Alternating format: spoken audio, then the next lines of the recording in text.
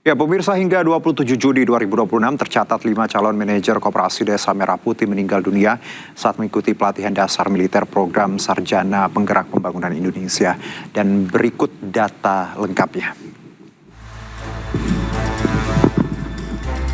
Yonanda Muhammad Taufik meninggal 17 Juni 2026 saat mengikuti latihan dasar militer atau Lat Sarmil di Batu Raja, Sumatera Selatan.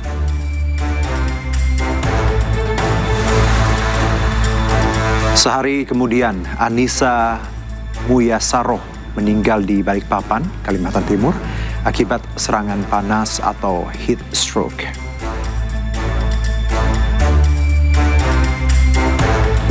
(23 Juni 2026, Novia Rahmadani Sihotang dilaporkan meninggal dunia saat menjalani latihan dasar militer atau Lat Sarmil di Jakarta.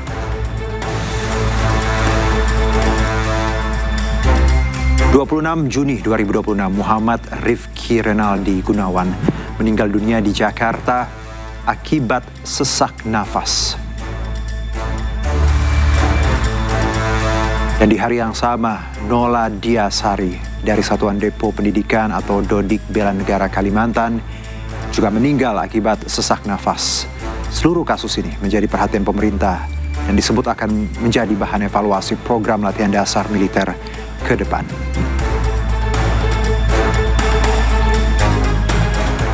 Jumlah peserta program Sarjana Penggerak Pembangunan Indonesia atau SPPI calon manajer Koperasi Merah Putih yang meninggal saat mengikuti latihan dasar militer kembali bertambah menjadi 5 orang.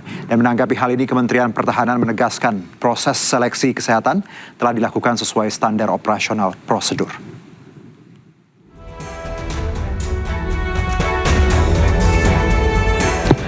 Ketua Tim Kesehatan Program SPPI, Dr. Iksan, menjelaskan seluruh peserta telah menjalani pemeriksaan kesehatan menyeluruh sebelum dinyatakan lolos, mulai dari pemeriksaan fisik, laboratorium, ronsen, hingga USG.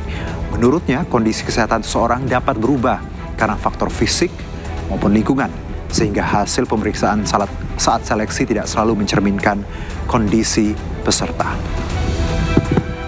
Proses seleksi dari masing-masing peserta sudah sesuai dengan SOP atau pemeriksaan dalam seleksi kesehatan, di mana tadi telah saya sampaikan adalah pemeriksaan fisik, pemeriksaan laboratorium, pemeriksaan ronsen, USG, ya, di mana semuanya bisa menentukan. Memang pada kenyataannya setiap orang itu penyakit sesuai dengan ininya dapat berubah-ubah sesuai dengan kondisi cuaca dan kondisi fisik daripada pesertanya masing-masing. Jadi kondisi kesehatannya itu antara seseorang dengan seseorang itu tidak sama. Bisa saja yang itu sama, tetapi yang satu fisiknya lemah karena setiap orang berbeda-beda. Ya, calon manajer Kopdes Merah Putih yang meninggal saat latihan militer menjadi 5 orang, tiba di rumah duka di Padang Sidimpuan, Sumatera Utara. Jenazah Novia Rahmadani Sihotang, calon manajer Koperasi Desa Merah Putih, disambut isak tangis keluarga.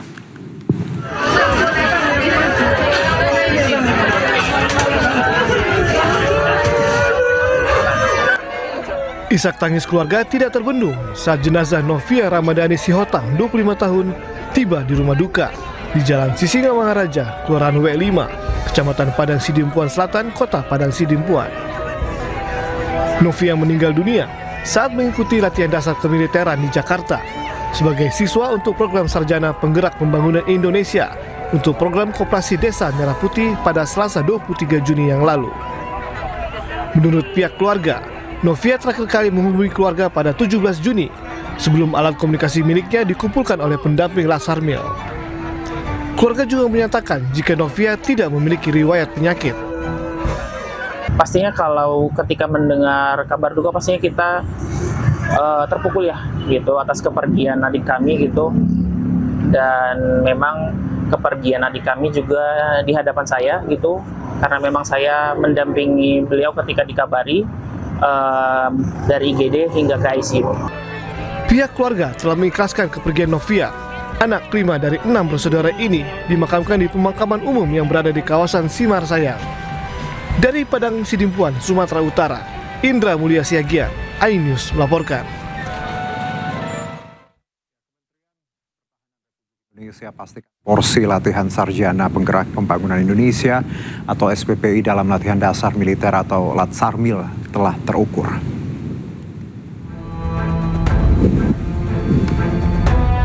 Menilai kegiatan Latsarmil tidak memiliki porsi yang berat, bahkan terbukti bisa mengakomodasi peserta SPPI yang disabilitas.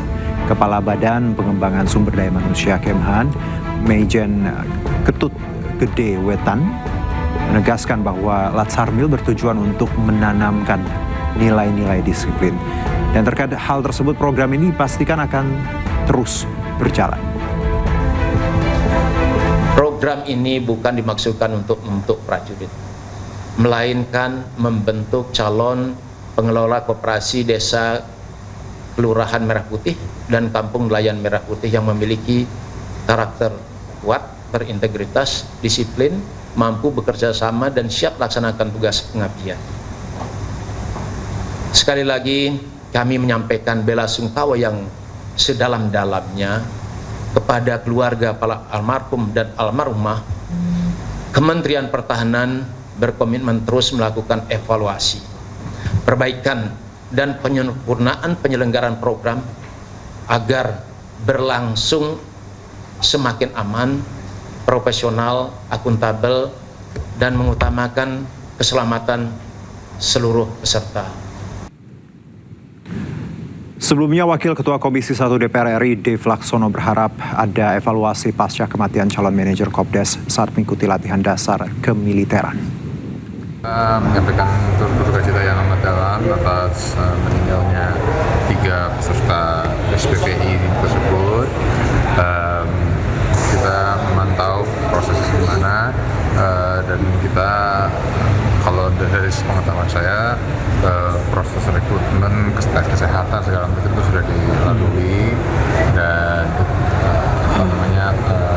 bila mana harus ada yang diperbaiki, ada yang diubah, ya itu adalah masukan yang harus diterima untuk menyempurnakan program tersebut sehingga program yang dibuat untuk kepentingan bangsa dan masyarakat ini benar-benar bisa berjalan dengan baik. Kita beralih ke informasi lain, pemirsa. Ratusan massa yang tergabung dalam Forum Suara Masyarakat Lampung tolak safari politik Jokowi. Aksi unjuk rasa dikawal oleh aparat kepolisian untuk mengantisipasi gangguan keamanan dan ketertiban.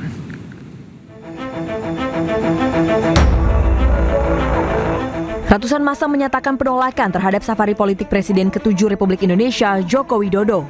Mereka menilai kegiatan tersebut tidak peka terhadap situasi yang kini sedang menjadi perdebatan publik, yakni polemik dugaan ijazah palsu yang menurut mereka telah menimbulkan kegaduhan di tengah masyarakat. Massa berpandangan bahwa polemik tersebut sebaiknya mendapat penjelasan dan penyelesaian yang tuntas agar tidak terus-menerus menimbulkan perdebatan. Menyayangkan Pak Jokowi hari ini mau keliling seluruh Indonesia. Lampung ini adalah provinsi yang pertama. Ya. Sementara selesaikan dulu perkaranya supaya tidak ada kegaduhan. Wahai Bapak Jokowi, kami tidak tahu apakah maksud Anda berkeliling Indonesia pada hari ini.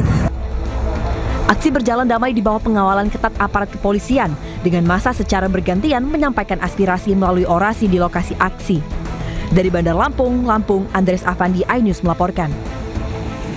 Ya, safari politik Presiden ke-7 Republik Indonesia Joko Widodo di Lampung berlanjut dengan menghadiri prosesi adat di Rumah Adat Kedatun Keagungan.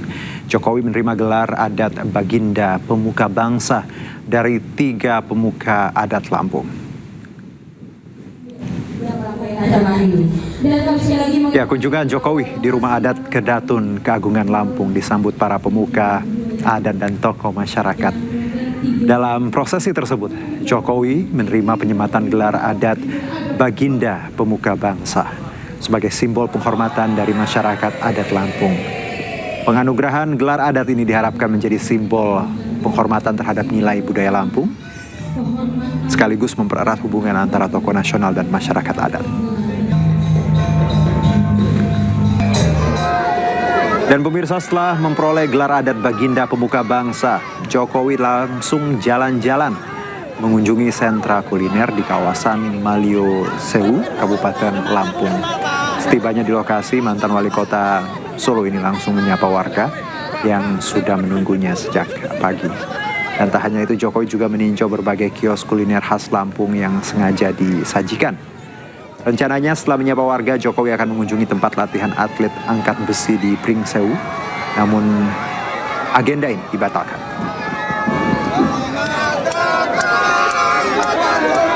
Suryo dan Dr. Tifa pilih jalan berbeda. Pasca ditangkap polisi, Roy bersikukuh ajukan sidang pra-peradilan sementara Dr. Tifa memilih membatalkannya.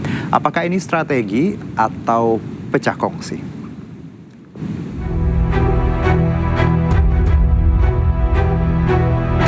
Biasa berjalan beriringan, kali ini Roy Suryo dan Dr. Tifa memilih jalan yang berbeda. Roy pilih ajukan pra-peradilan menggugat Polda Metro Jaya yang menurutnya sudah seenak jidat menggeledah dan menangkap dirinya. Jalan tidak sama dipilih karibnya. Dr. Tifa justru memilih menarik permohonan pra-peradilan yang sebelumnya sudah ia ajukan ke PN Jakarta Selatan. Di mana diputuskan pada tanggal 21 Juni 2026 saya tidak ditahan ya pada saat proses persidangan, maka kami kemudian memutuskan untuk membatalkan surat permohonan pra-peradilan. Perbedaan jalan yang dipilih dua tersangka fitnah ijazah Jokowi ini memantik pertanyaan publik. Setelah hampir 2 tahun senasib sepenanggungan membongkar keaslian ijazah Jokowi, baru kali ini keduanya memilih langkah yang berbeda. Apakah ini pertanda keduanya sudah tidak kompak? Guru Besar Ilmu Hukum Hibnu Nugroho menilai sebagai tersangka, Roy dan Dr. Tifa memiliki hak hukum yang sama. Walaupun langkah hukum yang dipilih keduanya akhirnya berbeda, namun menurut Hibnu tidak akan mempengaruhi perkara yang tengah menjerat keduanya. Kalau melihat jalur yang dipakai oleh Roy Suryo dan Dr. Tifa, itu tidak dalam suatu problem hukum di dalam penyelesaian suatu perkara. Jadi terhadap perkara tidak ada pengaruhnya apa-apa. Kalau toh pun nanti pra-peradilan diterima, juga tidak ada pengaruhnya apa-apa. Ya itu hak masing-masing karena memang suatu penyelesaian itu kan tergantung pada Pak Heru Suryo dan Dr. Tifa. Ya, Dr. Tifa langsung pada penyelesaian pokok perkara. Roy Suryo belum, karena ingin memastikan tadi bahwa terhadap penjemputan itu tidak sah, apalagi kalau dikatakan penangkapan. Setelah kasus fitnah ijazah Jokowi dilimpahkan ke Kejaksaan, kini Dr. Tifa tengah menunggu sidang perdana yang akan digelar 2 Juli mendatang. Sementara Roy Suryo masih harus menjalani sidang pra-peradilan penangkapan yang belum dijadwalkan. Tim Liputan iNews melaporkan. Ahli hukum pidana Hibnu Nugroho menyebut Jokowi adalah pelapor tidak bertanggung jawab jika tidak juga hadir dalam persidangan kasus fitnah ijazah. Hibnu juga menyebut jika Jokowi enggan hadir maka pengadilan bisa menghentikan proses hukum. Kita ingat deliknya adalah delik aduan. Dalam delik aduan adalah korban yang mengadu. Oleh karena itu, dalam pemeriksaan suatu persidangan terhadap delik-delik aduan, yang diperiksa pertama kali adalah si korban. Oleh karena itu, sebagai bentuk peradilan yang baik, due process of law meletakkan suatu public hearing. Public hearing itu mendengar, karena prinsip peradilan yang baik adalah mendengar. Mendengar apa? Mendengar korban. Kan itu, mendengar pelapor, mendengar terdakwa, kan itu yang jadikan prinsip hukum. Oleh karena itu, kalau sampai nanti Pak Jokowi sebagai pengadu atau pelapor adil, maka Pak Jokowi dikatakan sebagai pelapor yang tidak bertanggung jawab. Akibat hukumnya apa? Pengadilan menghentikan proses hukum yang dilakukan terhadap delik aduan Pak Jokowi, sehingga dinyatakan perkara. Ya, pemirsa, sementara itu Jokowi pernah berujar ia berjanji akan menunjukkan ijazahnya saat persidangan nanti. Ikuti proses hukum yang ada sampai nanti di sidang pengadilan. Jadi Pak Jokowi memastikan akan membawa ijazah aslinya ya ke persidangan? Iya, sesuai yang sudah saya sampaikan. Pemirsa, sidang Dr. Tiva sebagai tersangka fitnah ijazah Jokowi akan digelar 2 Juli mendatang. Apakah Jokowi akan hadir di persidangan dan apakah keaslian ijazahnya akan turut diuji? Dan untuk membahasnya telah bergabung bersama kami pengacara Roy Suryo Ahmad Kozinudin dan juga pengacara Joko Widodo Firman Pangaribuan. Assalamualaikum. Selamat malam Bang Kozinudin, Bang Firman. Selamat malam. Ya, terima kasih sudah bergabung bersama kami. Ya, saya ke Bang Firman dulu Bang, langsung Pak Jokowi nanti akan hadir atau seperti apa Bang? Ya, sebagaimana yang kita tahu dan dikonfirmasi oleh Bapak, juga disajikan juga oleh media beberapa kali, Bapak menyampaikan kesediaannya untuk dapat hadir sesuai dengan mekanisme peradilan nanti. Dan tentu akan menyampaikan apa yang harus dilakukan, termasuk menyampaikan ijazah-ijazahnya yang saat ini sudah di dalam diterima oleh jaksa dan akan disajikan di dalam persidangan seperti itu. Oke, ijazah yang diperdebatkan ini pasti akan dibawa dan ditunjukkan, Bang? Sudah dipegang mereka kan, sudah dipegang oleh pihak kejaksaan dan akan tinggal ditunjukkan. Tadi saya sampaikan akan mengikuti sesuai mekanisme yang dilakukan dalam pengadilan nanti. Jadi nanti jika memang disampaikan dan boleh disampaikan, ditunjukkan. Baik. Kalau Bang Firman, Pak Jokowi sendiri punya pesan apa atau ada insight apa terkait jelang persidangan nanti? Oh, beliau ya akhirnya beliau sampaikan akhirnya sudah masuk dalam babak persidangan setelah selama beberapa bulan pihak kejaksaan dengan sangat hati-hati memeriksa seluruh dokumen, berkas, alat bukti, ya, dan kemudian keterangan-keterangan saksi dan ahli dengan sangat teliti.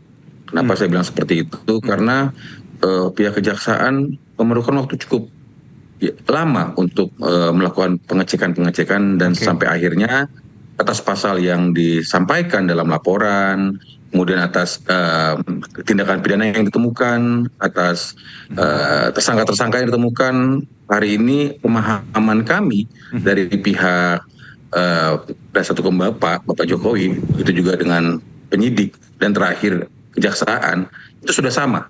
Kita sudah memiliki pemahaman yang sama. Pasal-pasal yang kita sampaikan juga sudah sama. Terus kemudian dugaan-dugaan yang dilakukan pun sudah sama. Semua jadi sudah satu frame. Sehingga tentu kami menyambut positif dan kita pikir ini akan disajikan oleh jaksa dengan baik karena begitu detail dan begitu hati-hati jaksa memeriksa, sehingga tentu dengan ini kan akan sidang terbuka ya, akan juga disaksikan oleh semua masyarakat ya dari Sabang sampai Merauke gitu kan, semua akan memberikan komentar sebagaimana kita lihat, dan oleh karena itu Bapak bersyukur ini sudah dapat dilanjutkan untuk mendapatkan kepastian hukum terhadap Bapak dan keadilan. Jadi Pak Jokowi sebenarnya tadi akan hadir dan akan mengikuti semua proses karena memang beliau juga ingin ini segera cepat selesai ya Bang Firman. Kurang lebih seperti itu. Langsung saya ke Bang Ahmad. Bang Ahmad, tanggapan Anda Bang bahwa pihak Jokowi pun tidak sabar untuk sebenarnya menanti persidangan ini dan membuktikan di meja hukum, Bang Ahmad. Ya, Bismillahirrahmanirrahim. Saya kira kehadiran Joko Widodo memang menjadi syarat wajib untuk dihadirkan di persidangan sebagai saksi, dan bahkan saksi korban akan diperiksa pertama kali. Namun itu tidak terjadi pada tanggal 2 Juli besok ya, karena agendanya kan di awal itu baru pembacaan dakwaan, legal standing para pihak. Masih panjang untuk proses pembuktian hingga menghadirkan Saudara Joko Widodo di persidangan. Masih ada replik, duplik, kesimpulan, putusan sela. Baru nanti ketika putusan sela menyatakan eksepsi tidak diterima, masuk ke pokok perkara, baru pembuktian itu yang pertama kali akan dihadirkan adalah saksi korban, dalam hal ini Saudara Joko Widodo.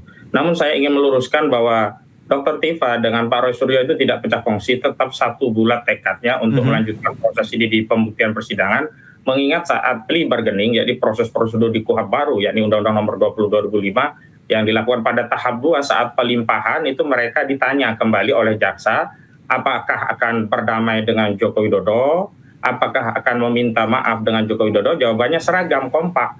Mereka tidak akan berdamai dan mereka tidak akan meminta maaf karena merasa tidak bersalah tentang penelitian yang mereka lakukan berdasarkan keilmuan dan saintifis yang mereka kuasai masing-masing. Sehingga dari sisi posisi dasarnya itu sama-sama ingin melanjutkan perjuangan, jadi tidak ada perbedaan. Adapun mengenai teknis perjuangan itu memang beda. Roy Suryo mengambil upaya pra peradilan, sementara Dr. Tiva mencabut Dan kalau dari sisi pokok perkara, keduanya sudah terdaftar di Pengadilan Negeri Jakarta Timur. Untuk perkara Roy Suryo itu terdaftar di perkara nomor 300 garing PIT B garing 2026 garing PNJK TMR, sementara Dr. Tiba 301. Jadi hanya selisih satu nomor, 300 dan 301. Namun memang ini konsekuensi dari penerapan KUHP baru, diantaranya selain persoalan perluasan objek pra-peradilan, perubahan subjek permohonan, termasuk peluang upaya hukum banding dalam pra-peradilan, ada substansi penting di dalam KUHP baru yang Undang Nomor 20 2025 ini adalah penundaan pemeriksaan pokok perkara. Ini ketentuannya di pasal 163, sehingga mengapa perkara Pak Roy Suryo ini belum ada jadwal sidang di Pengadilan Negeri Jakarta Timur, kendati sudah ada nomor perkaranya 300, karena itu menunggu terlebih dahulu pra-peradilan di Pengadilan Negeri Jakarta Selatan yang terdaftar dengan nomor perkara 99 garing PIT pra garing 2026 PNJKT Selatan begitu. Jadi saya pikir ya, kalau ada narasi tadi bahwa beliau dua tokoh ini memilih jalan yang berbeda, pecah kongsi tidak ya Bang ya?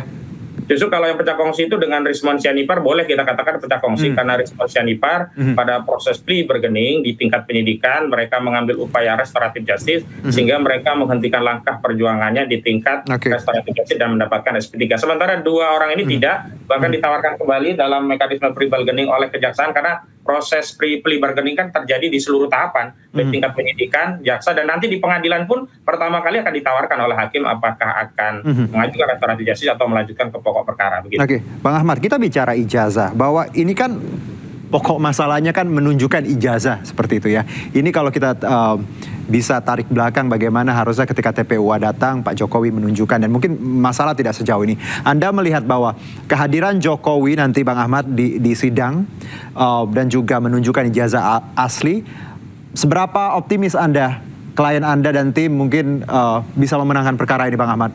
Yang pertama, ketika Saudara Joko Widodo bisa hadir dalam persidangan, kemenangan tim kami adalah mampu memaksa orang yang selama ini tidak mau menunjukkan sikap negarawan untuk menunjukkan ijazahnya di ruang publik, pada akhirnya bisa ya dipaksa untuk hadir di persidangan untuk menunjukkan ijazahnya. Iya, harus dengan status tersangka dia bisa dipaksa hadir di persidangan. Sebelumnya tanpa status tersangka, dengan status merdeka, datang baik-baik ke Solo, minta ditunjukkan, tidak ditunjukkan. Hari ini ketika sudah dilaporkan oleh Joko Widodo dengan status tersangka, mau tidak mau Joko Widodo harus hadir untuk bertanggung jawab atas laporannya. Kalaupun dia tidak hadir, maka itu yang kemudian menurut Prof. Hipnu berarti Joko Widodo tidak bertanggung jawab begitu. Yang kedua, soal ijazahnya sekarang naik levelnya, bukan hanya menunjukkan, karena kaitannya sekarang harus dibuktikan apakah ijazah yang ditunjukkan itu benar atau tidak. Nah, disitulah ya hasil kajian dari Dr. Tifa dan Roy Suryo ini akan diadu dengan hasil forensik dilakukan oleh Barreskrim Mabes Polri. Kenapa? Karena saat melakukan uji laboratorium forensik Mabes Polri itu tidak melibatkan pihak eksternal, hanya internal mereka, sehingga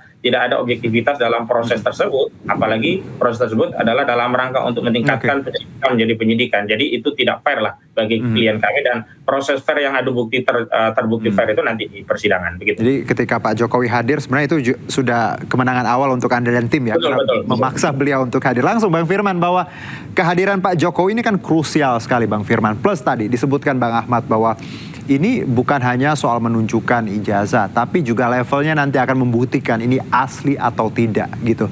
Bagaimana Bang Firman menanggapi dua item yang disebutkan Bang Ahmad tadi? Ya tentu dengan senang hati. Saya sudah disampaikan Bapak akan datang, Pak Jokowi datang. Dengan senang hati akan menunjukkan. Dengan senang hati juga akan memastikan bahwa semua yang dia sampaikan itu sudah sesuai. Dan tentu juga kan ini lama juga kan, karena kemarin kan banyak saksi, banyak ahli, saksi fakta gitu kan, banyak dokumen seperti itu kan. Dan tentu itu akan disajikan dengan baik oleh pihak jaksa. Tadi saya sampaikan, jaksa dan kami sudah sependapat.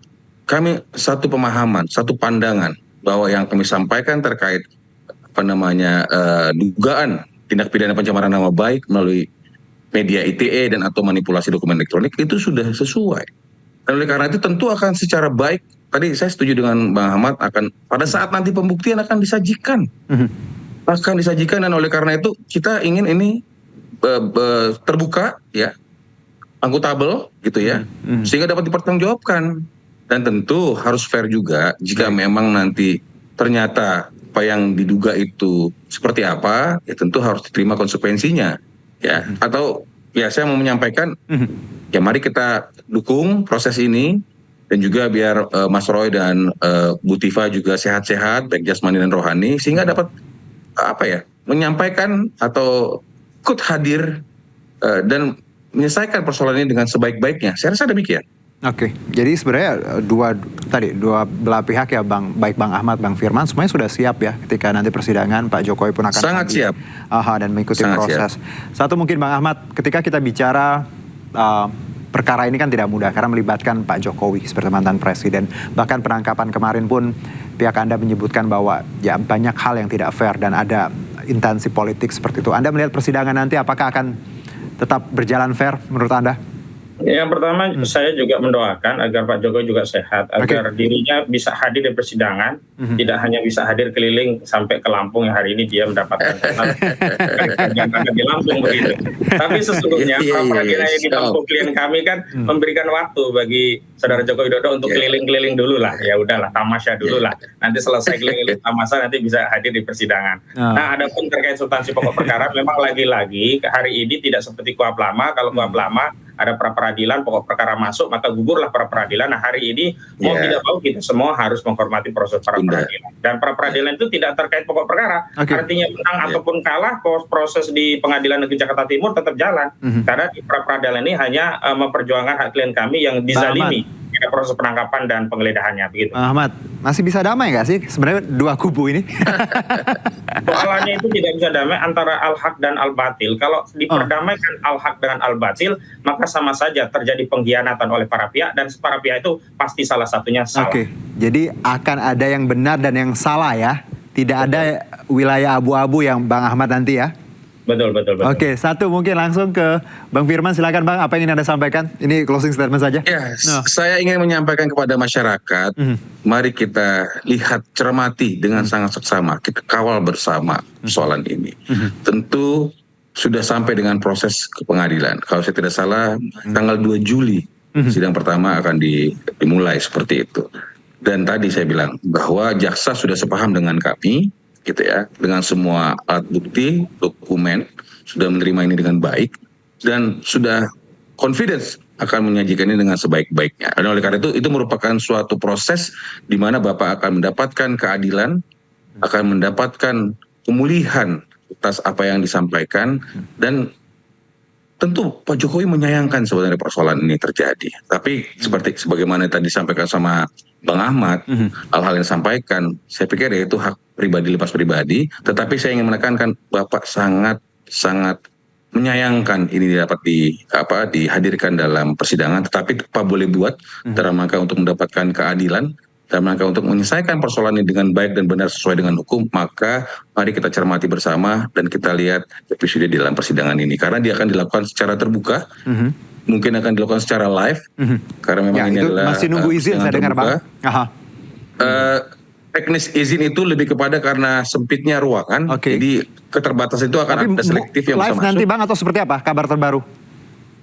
Kalau saya lihat dari pemahaman yang saya dapat dari informasi dari pengadilan, dia akan menyampaikan memberikan ruangan sangat cukup terhadap media. Artinya ini kan juga menjadi suatu hal yang baik untuk disajikan dalam rangka untuk pemahaman hukum, dan juga memberikan fairness, sehingga nanti ketika ini memang sudah dapat dibuktikan dengan baik oleh jaksa, sudah duduk, ya tentu masyarakat juga akan melihat bagaimana ending daripada episode ini. Saya rasa demikian. Terima kasih. Baik, Bang Firman, Bang Ahmad, terima kasih banyak sudah mau diganggu weekendnya ya. Sehat semuanya. Salam buat Bang Roy dan juga Pak Jokowi ya. Sehat-sehat. Nanti kalau kita wawancara undang Pak Jokowi boleh ya Bang Firman ya? Sampein? Boleh, nanti saya sampaikan. Nanti di newsroom ya, boleh Zoom juga nggak apa-apa. Bang Roy mah gampang ya pasti Bang Ahmad ya. Oke, terima kasih semuanya. Terima kasih. Ya, assalamualaikum. Terima kasih, selamat malam. Bang Ahmad, selamat. Energi dan Sumber Daya Mineral ISDM Bahlila Hadalia sebut Compressed Natural Gas atau CNG pengganti LPG subsidi 3 kg akan diproduksi mulai Juli mendatang. Ya, kini pemerintah tengah melakukan uji tahap ketiga terhadap tabung CNG, baik dari aspek keamanan tabung termasuk ketahanannya terhadap ledakan dan kebakaran. Tabung tersebut dilengkapi katup khusus karena gas CNG memiliki tekanan mencapai 200 hingga 250 bar. Bahlil pun mengatakan masyarakat tak perlu ganti kompor saat beralih ke tabung CNG. Bahlil juga jelaskan CNG sudah umum digunakan seperti di industri perhotelan, restoran hingga dapur program makan bergizi gratis. Kalau CNG-nya yang 12 kg, 50 kg itu sudah ada di dapur-dapur MBG, di industri hotel, restoran itu. Horeca itu sudah pakai CNG. Ini bukan barang baru. Ini bukan barang muncul dari tiba-tiba dari fak-fak datang, tidak. Ini sudah ada ini. Cuman untuk rakyat kita di bawah yang dikenakan subsidi itu adalah harus pakai tabung yang 3 kilo. Tekanannya itu 200 sampai 250 bar. Nah, ini yang kita sekarang lagi uji coba, dia pakai valve. Ini yang kita coba. Nanti kompornya tidak perlu diganti kompor langsung. Dan itu bisa menahan peledakan dan kebakaran sampai 1000 cc. Itu sudah sekarang lagi diuji. Sekarang kita lagi uji tahap ketiga, mudah-mudahan bulan Juli sudah bisa produksi. Ya, Komisaris Utama PT Pertamina Persero Muhammad Iriawan alias Iwan Bule meminta jajaran direksi agar segera mempersiapkan eksekusi penurunan harga BBM non-subsidi secara bertahap mulai Juli mendatang. Iwan katakan arahan tersebut menyusul harga minyak mentah yang berangsur turun seiring dengan kesepakatan damai antara Amerika Serikat dengan Iran. Kita sedang memformulasikan, mendiskusikan yang jelas harga minyak hari ini kan diprosesnya bulan kemarin. Nah, jadi ya, tentunya nanti tanggal 26 ini akan kita diskusikan. Yang pasti kami dari jajaran Dewan Komisaris mendorong direksi manajemen untuk segera menyesuaikan dengan harga minyak yang di dunia sudah mulai turun. Tapi turunnya belum sampai titik sebelum perang Iran dengan Amerika ya. Jadi kira-kira kami akan mendorong jajaran direksi untuk melakukan itu, yang pastinya nanti akan berkomunikasi dengan Kementerian SDM untuk bisa menurunkan harga minyak nanti gitu ya. Ya insya Allah lah ya, kita hitung, kita komunikasikan dengan kementerian terkait dan pemerintah, kemungkinan ya bulan-bulan depan lah kemungkinannya insya Allah ya. Baik, pemirsa, Menteri Sekretaris Negara Prasetyo Hadi jelaskan Presiden Prabowo ingin pemilu menjadi konsensus bersama. Hal tersebut menyusul cerita Prabowo mengenai dirinya yang 4 kali kalah dalam Pilpres, namun tak ganggu pemimpin yang terpilih. Bukan kalah, belum diberi mandat. Kalau tadi begitu. Makanya waktu beliau menyampaikan nggak ada yang tepuk tangan, nggak ada yang tahu. Karena tidak menggunakan bahasa kalah.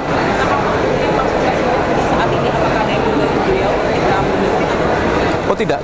Jadi konteksnya yang ingin beliau sampaikan bahwa perhelatan pemilu 5 tahunan itu adalah konsensus kita bersama-sama. Dari kita menyepakati kita bernegara, kita memilih demokrasi, kemudian wujud dari demokrasi itu adalah kita harus memilih pemimpin di setiap 5 tahunan yang itu wujudnya dalam bentuk pemilu. Ya, ketika itu sebuah hal yang kita sepakati sebagai konsensus bersama-sama, nah itulah jalan yang beliau tempuh selama ini.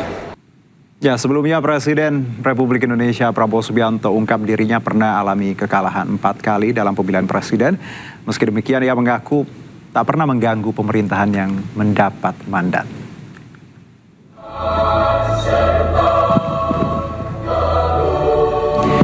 Ya, hal tersebut disampaikan Prabowo dalam Sarasehan Kebangsaan Konvensi Sains, Teknologi, dan Industri Indonesia 2026 di JCC Senayan, Jakarta hari Jumat. Di tengah para rektor dan guru, Prabowo ajak semua pihak bersatu dalam menyelesaikan masalah bangsa. Ia juga berterima kasih kepada para akademisi yang tak menertawakan dirinya kalah Pilpres. Sebab selama ini saat Prabowo ungkit 4 kali kekalahannya, rakyat menertawakan hal tersebut. Pada kesempatan itu Prabowo pun ingatkan Indonesia sepakat untuk hidup sebagai negara di mana kedaulatan rakyat yang berkuasa. Sementara wujud dari kedaulatan tersebut adalah demokrasi yang menunjuk pemimpinnya melalui pemilihan. Bernegara, saya kira kita perlu untuk renungkan masalah bernegara. Saya kira saudara-saudara, ini adalah kata-kata pembukaan saya. Saya selalu berusaha dengan persuasi. Saya sebagai pemimpin politik, saya dipilih secara demokratis. Saya maju ke rakyat 5 kali minta mandat. 4 kali tidak diberi mandat. 4 kali saya kalah. Tapi saya tidak mengganggu pemimpin yang dapat mandat.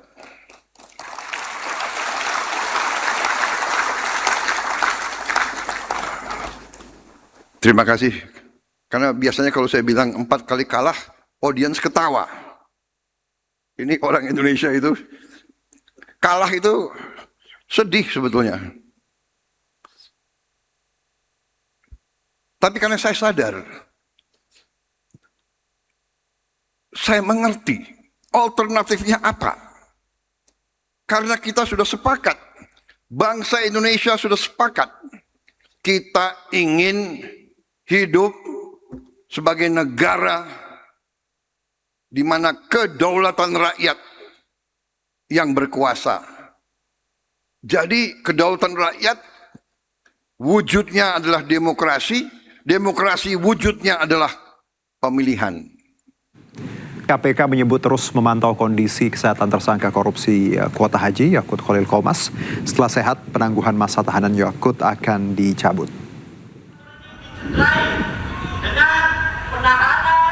Sejak menjalani perawatan di Rumah Sakit Polri, penyidik KPK melakukan pembantaran atau penangguhan masa tahanan Yakut Khalil Qomas. Tersangka korupsi ini mengalami sakit pada saluran pencernaan hingga harus menjalani rawat inap.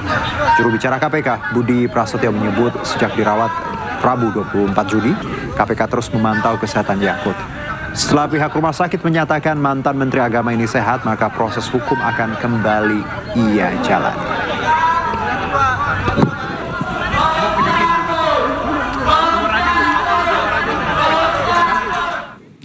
Ketegangan antara Amerika Serikat dan Iran kembali meningkat setelah kedua negara saling melancarkan serangan di kawasan Selat Hormuz. Eskalasi terjadi hanya beberapa hari setelah Washington dan Teheran menyepakati gencatan senjata.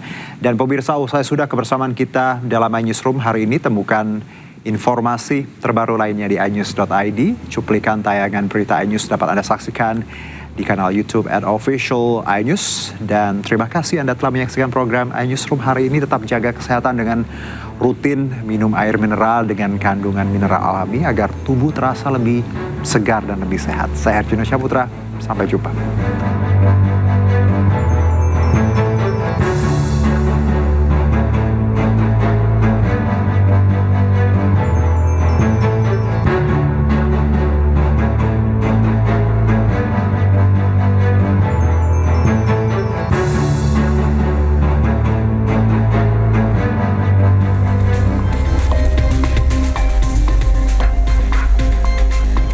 Ketegangan kembali meningkat antara Amerika Serikat dan Iran di tengah gencatan senjata yang baru beberapa hari disepakati. Komando Pusat Amerika Serikat CENTCOM merilis rekaman yang diklaim menunjukkan serangan udara Amerika Serikat terhadap sejumlah lokasi penyimpanan rudal, drone, dan radar pantai di Iran. Hal ini dilakukan Amerika Serikat setelah sebuah kapal dagang berbendera Singapura, MV Ever Lovely, dilaporkan menjadi sasaran serangan drone di perairan dekat Oman. Menurut CENTCOM, kapal tersebut mengalami kerusakan ringan. Amerika Serikat juga tegaskan serangan yang disebut dilakukan Iran ini jelas melanggar gencatan senjata dan mengancam kebebasan pelayaran di Selat Hormuz. I don't like the fact that they took a shot yesterday, actually 4, we knocked down 3, at a ship. Not an allied ship, but a ship, a very expensive ship. And it was fine, but it took a little beating. They shouldn't be doing that, so you'll find out. Will the U.S. You'll find out. Will the U.S. respond? What is your message to Will I respond? You're going to find out. Attention all vessels in Persian Gulf and Oman Sea. This is Stefan Navy warning. Transiting in the Strait of Hormuz is only possible. Sebelumnya Iran telah berulang kali memperingatkan kapal-kapal yang melintas di Selat Hormuz dan menegaskan bahwa hanya kapal yang mendapat izin Tehran yang dapat melewati jalur tersebut. IRGC bahkan menyatakan Selat Hormuz ditutup dan memperingatkan adanya konsekuensi bagi kapal yang telah melintas. Sementara terkait serangan Amerika Serikat, Iran mengklaim telah berhasil menggagalkan serangan Amerika dan memperingatkan akan memberikan respons keras terhadap setiap aksi lanjutan.